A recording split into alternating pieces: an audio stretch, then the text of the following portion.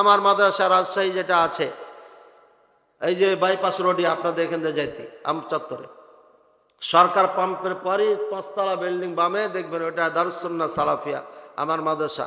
নোয়াগাঁতে 2টা আছে, দোয়া করবেন একটু মন খুলে। আমার ইচ্ছা এ দেশের মাটিতে আমি ভালো আলেম উপহার দিবই দিব ইনশাআল্লাহ। আর আগামী 14 ডিসেম্বরে আমার মাদ্রাসা মাহফিল, আপনাদের দাওয়াত দিয়ে গেলাম। আমাদের বাচ্চাদেরকে আমরা কি শিখিয়েছি, কেমনে শিখিয়েছি, এটা দেখার জন্য যাবেন। খালি গল্প না, বাস্তবে এটা দেখাবো।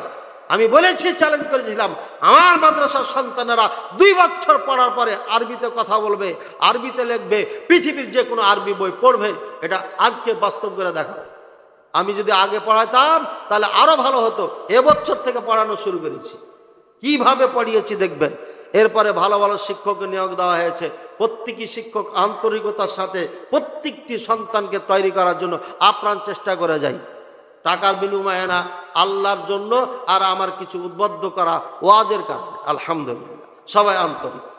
একজন শিক্ষকের বেতন 30,000 টাকা দিই। আমি ছোট্ট মানুষটা, আল্লাহ দেওয়ায়, আমি দিই না, এটা আল্লাহ দেওয়ায়। আল্লাহ কাকে যে দেওয়ায় আল্লাহ ভালো জানে। এই লোকগুলোকে দেখিও নি কোনোদিন, সুবহানাল্লাহ। আরে ভাই চিনিও না কোনোদিন, হয়তো 2-1 চিনি, জানি, দেখেছি। বেশিরভাগ কাউকে চিনি না, কাউকে দেখি নাই। মোবাইলে সালাম কালাম হয় কখনো কখনো, আর কাউকে তো চিনি না। আল্লাহর বান্দা, আল্লাহু আকবার। আল্লাহ তাআলা তাদেরকে উত্তম প্রতিদান দান করো। এই কোরআন শিখার ব্যবস্থা করে।